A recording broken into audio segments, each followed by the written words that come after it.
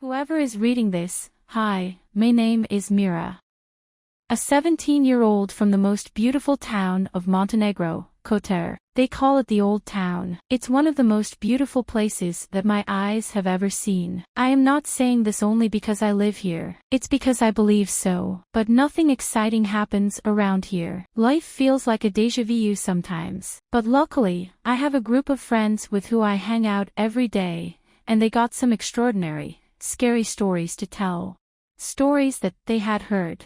So, we decided to have a sleepover by the beach. We put on a fire and had all of our little beds around it. We bought some snacks, and we were ready to get scared. One of my friends said she knew a story about a woman who lived in my neighborhood. My friend's father is a policeman, and he is the one that had told her about this case. She says that someone had called the police years ago and found some people dead. But in that house, the woman had left a note. My friend says that she has that note and will read it for us. She took it from her pocket. The note was all burned and old, and you could barely understand the writing. The story went this way. I tried my best to meet a man who I can marry and have children with, to find someone to love me and hold me through the darkest times. But I have turned almost 50-year-old, and it didn't work. Every man I've met and gone on dates says that I am crazy. Am I crazy for looking for what I deserve? Am I crazy because I want love? Not finding a man to love me had messed up my confidence. I've lost hope in love.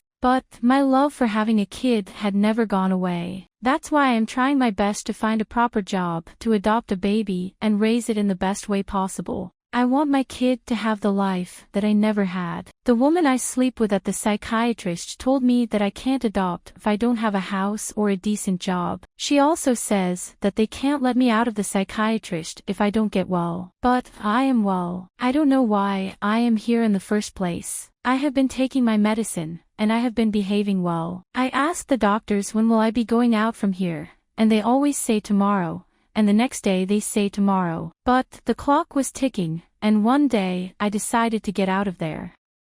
That place was killing me. The first nights I spent around, sleeping outside in the city. It was cold, and I could barely find anything to eat. There were times when I changed my mind and wanted to go back to the psychiatrist, but I was still applying for any job that I could. I couldn't lose hope just yet. One day, I was looking through the trash can behind a restaurant when suddenly a woman came out. I decided to go away because people apparently don't love and respect the homeless. But she was different. The woman said to me that I should go inside her restaurant and try the food that she makes. She is a chef. How could I say no? I could hear the smell coming from the restaurant. I hadn't had a hot meal in a minute. We sat there, and she got a chance to know more about me. I didn't tell her that I had run out from the psychiatrist because now she would think of me as a crazy person. But I told her that I was having a hard time finding a job, and she was kind enough to offer me help. The woman said that she needed a cleaner at her restaurant, and I was happy to help her. She said that I could stay and sleep there until I found an apartment. Life had become good. My hopes were higher than ever. I had a bed and could eat whatever I wanted. I loved my job too because while I was cleaning around the restaurant, I came across and met many beautiful people. But I could tell that my health and mental state were not on the right track. Maybe my doctors were right about me after all. A voice had appeared in my head, and it was talking to me non-stop. There were nights when I couldn't sleep because I would feel too stressed from what the voice was telling me. Why are you trying so hard for? You're going to die anyway. I decided to go to a pharmacy near the restaurant. I bought whatever I could remember from the hospital.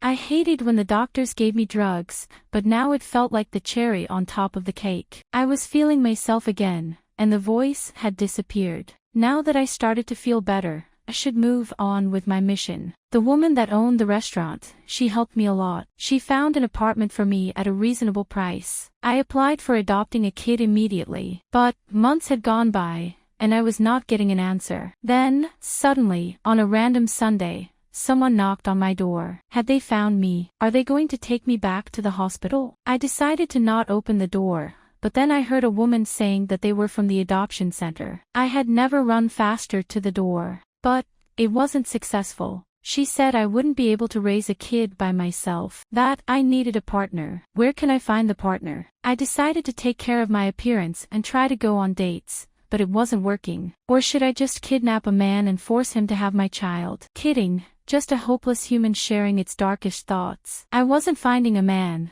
but luckily, I was still working, and work had become much more interesting during a random Monday. As I was cleaning the ground with the mop, I noticed a young couple had come to have dinner. They looked like one happy family. They had 2 children, a newborn who was crying all the time, and another baby, who I think was around 4 or 5 years. Their little girl, around 5-year-old, would go around the restaurant walking and playing. Her mother wasn't paying attention at all. Then, she finally came close to me, and she looked directly into my eyes. She started smiling. She had chubby cheeks, curly blonde hair, and a tiny ponytail. What a sweet little girl she was. I thought of coming closer to her to hug or something, but her mother came and took her. She was still looking at me. She must have liked me. I was hoping that I would see this little girl again. I needed to see her. But, within weeks, luckily, the family decided to show up again. And there she was, the little girl. But she seemed to be mad that day. I bet her mother was not letting her eat the ice cream or the chocolate that she wanted. Or they are not letting her stay on their phone. But I'd let her do anything she would ask. However, they didn't stay much. I didn't even get the chance to look at her. So,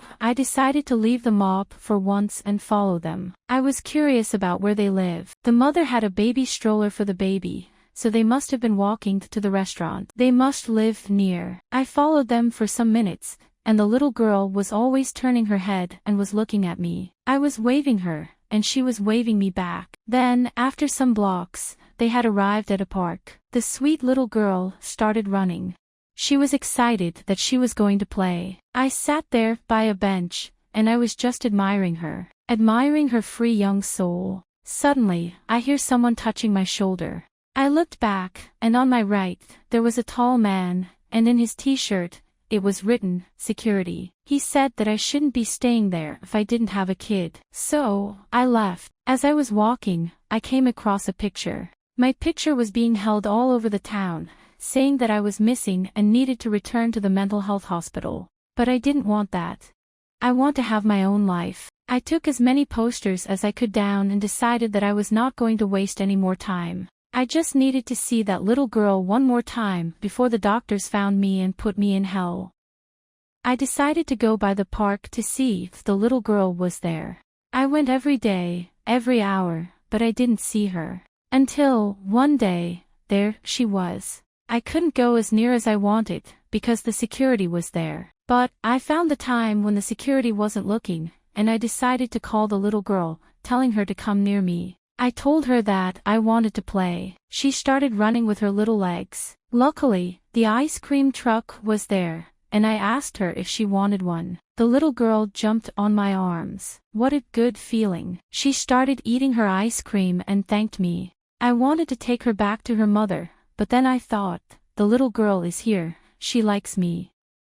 She feels comfortable around me. What if I take her to my apartment and spend some time together? She grabbed my hand, and I started walking without turning my head back. My heart was racing, but the little girl looked so calm. I arrived at my apartment, and nobody had followed me, luckily. I asked her about her name, and the little girl said that her name was Anna. I told her that she should call me Mom because I would take care of her. It's the truth. I'll do my best to make her happy. But, she kept saying that she wanted to go back to the park, to her mom and dad and her little brother. I gave her my phone.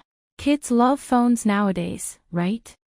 But she didn't seem to love it. She seemed worried, and her lips were shaking. She started crying, screaming. But, I tried to calm her down, saying that her mom was on her way. This way, she calmed down a bit and had fallen asleep. She must have been tired of playing at the park, my little baby. I decided to cook something for her, so when she woke up, she would eat. But, she started crying again. Why couldn't she see that I loving her? I put her in the bathroom and said that I would bring her mom. I went to the store running and bought her some toys. Maybe she needed this. I came back and noticed that she hadn't cried at all. She was happy to see the toys, and she spent the whole afternoon playing. Then, she ate dinner. Days went by, and there were some moments when she would ask for her mom, but then she would get distracted. I was loving this life. I had never felt this way before, but I couldn't work anymore. I couldn't leave her alone. I spent all the money that I had got for her. But